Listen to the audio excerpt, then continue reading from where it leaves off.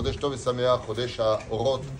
C'est le mois de l'espoir, le mois où ממש דניסים ונפלאות לעם ישראל, שנזכה בעזרת השם להשמיד את כל אויבינו מלפנינו וישמור על חיילינו ובכל אשר לנו לחיים טובים ושלום בסיום הגאולה הקרובה בעזרת השם בבניין הדעת תשכון ושנותינו בנעימים. לכל עם ישראל, חודש טוב à vous tous. Une question importante qui m'a encore été posée, donc j'en profite pour vous les apporter en tant que halakha. Est-ce qu'il y a lieu de porter une arme, surtout dans la situation dans laquelle nous sommes? Il est évident que pour les pays européens qui ne sont pas en guerre, il peut y avoir des actes terroristes. Mais Israël est différent des autres.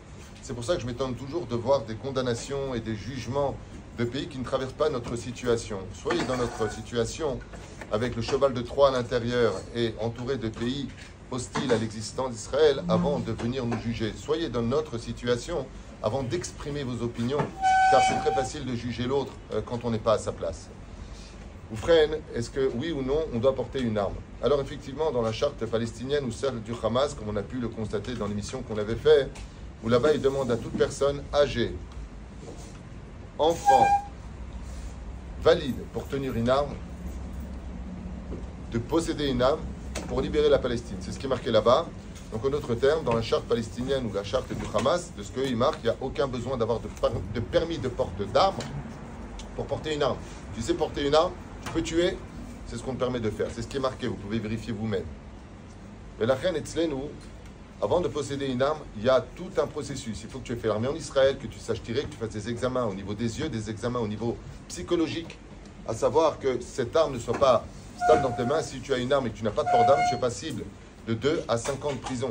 Donc il est évident que dans l'instant T, nous, pour porter une arme, il faut qu'on passe par un processus extrêmement équilibré, vérifié. Et pire que cela encore, même si tu sors ton arme parce qu'il y aurait éventuellement une situation qui t'obligerait à le faire, une enquête sera menée sur pourquoi est-ce que tu as sorti ton arme, est-ce que tu as tiré en l'air pour les préventions et ainsi de suite. La reine, comme une personne de Tedvav, Baruch Hashem, qui vient d'avoir son Rishayon, est-ce que oui ou non il devait porter une arme, étant donné que la situation aujourd'hui le demande d'une certaine façon? Alors oui, on peut, en Israël particulièrement, où c'est extrêmement minutieux avant de donner l'autorisation de porter une arme, de bien vérifier, et vadaï qu'il y a lieu de nous défendre et de porter une arme, puisqu'on vient, une fois de plus, de confirmer aux informations que le but du Hamas, quand ils ont pénétré Israël, c'était de rentrer dans les villes et de tirer sur tous les civils. Sur tous les civils. Donc oui, on peut tout à fait porter une arme.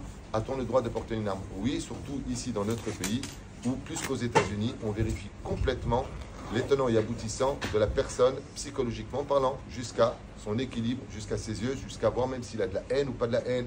On fait vraiment des enquêtes très très minutieuses. La halakha, par contre, nous parle de la Beth Knesset et des armes. Quand on rentre dans une synagogue, on a le devoir de cacher son arme. Pourquoi? Parce que comme on le dit justement dans le Teilim, qu'on a l'habitude de lire tous les jours, et les barechev et les basousim, beshem Hashem. On sait très bien que l'arme n'est qu'une partie des éléments qui nous sauvent, mais c'est Dieu qui nous sauve. On le voit aujourd'hui, les soldats le disent eux-mêmes, des miracles, toute la journée sont vécus. Et la reine, quand on rentre dans une bête Knesset, eux ils disent, et les barechev et les basousim, c'est grâce à nos armes et notre armée qu'on gagne. Nous on dit, Baruch Hashem, grâce à Dieu nous avons gagné la guerre. Et la reine, quand on rentre dans une bête Knesset, il y a lieu, selon le Shulchan Aruch, de mettre son arme ou derrière ou à nos pieds.